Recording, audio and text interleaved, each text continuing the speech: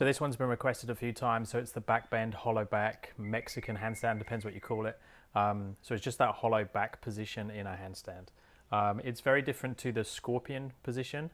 So in terms of where the shoulders are, I use the same drills if you're very flexible or if you're tight like me in this position. So this is currently my back bend position. So I don't have great mobility through the thoracic and through the hip flexors to open up through that back bend position. And someone who is very flexible through there, I'd actually give them the same drills, and I'll go through that in a little bit more detail and show you how I train it.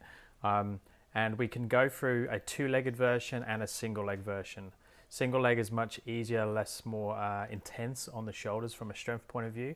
But both variations are worth training, especially the single leg one is more for if you want like a TikTok where you walk over.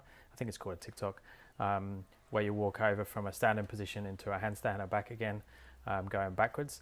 So in terms of warm up for this, I would be doing a thoracic opening, shoulder opening, back bridge, hip flexor opening, rec fem.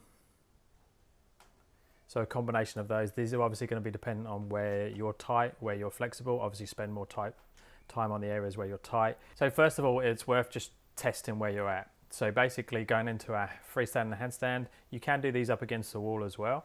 So I'll show both versions. So it's going into a freestanding handstand or up against the wall and just seeing where you can go to. So in the freestanding version, we're going to do a handstand, go as far as I can and then come back again with the feet. So trying to take the shoulders away from the feet in the opposite direction. So that's where the scorpion, you'd take the shoulders towards the feet. That's where it's very different. So I'm just going to cover the back bend variation, not the scorpion today. We'll go as far as you can, see if you can come back again. If you're doing the wall version, either start in a freestanding handstand, then go and touch the wall and come back, or start on the wall and just slowly move your hands further and further away from the wall and see where you can pull off the wall without kicking off. So that's like a bit of an assessment to see where you're at. So then we can start training it. So my favorite variation of this is just to have a box, have either mats, yoga blocks, or just some way of changing the height of the box. Start in your handstand, lower down, touch, so light toes, and then pull back off again. So I'm just going to cover the two-legged version first, and then we'll go in the single leg in a minute. So, and then decreasing the height of the box and slowly going deeper and deeper. So every time I'm going to kiss the toes, pull back into that handstand, show control, and then go a little bit deeper, down and down and down and down. So, and then you'll get to your max and you'll just be able to pull off. If you can't pull off anymore, that's your max with this type of drill. The other variation is to do the same thing, but I'm going to do a little bit of a jump with both legs. And obviously with the jump, I can go a little bit lower. The other variation is to do the single leg. So exactly the same way, I'm just going to kiss the floor. So I kiss the box, kiss the cushion or whatever I've got on top of the box, and then come back again. Show control in the handstand. You could either stay in a split or ideally go back to a straight handstand, and then split the legs again and go a little bit deeper and deeper and deeper and find your max.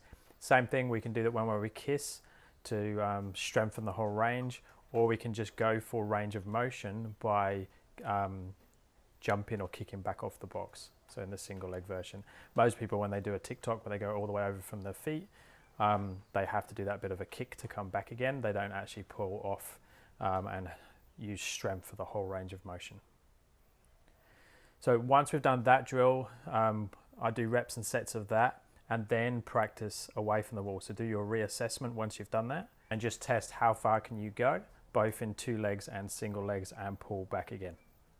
So if you're someone who feels this in the low back, someone who's hypermobile, I would still be working the same variations as someone like myself who's tight, and you're going to have to start at the top and slowly decrease the height again, but instead of just increasing the range of motion, you're actually going to increase the strength through the range of motion that you already have.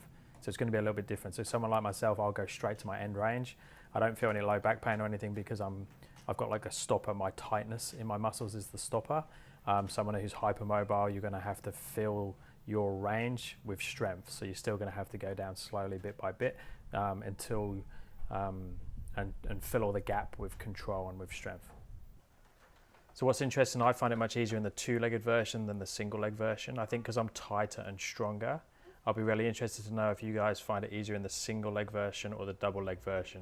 So I'm going to do a comparison where I video both of them, and I'm going to see, like, take a picture on both of my max holds to see actually if the range is different or if it's just my control and confidence in the movement.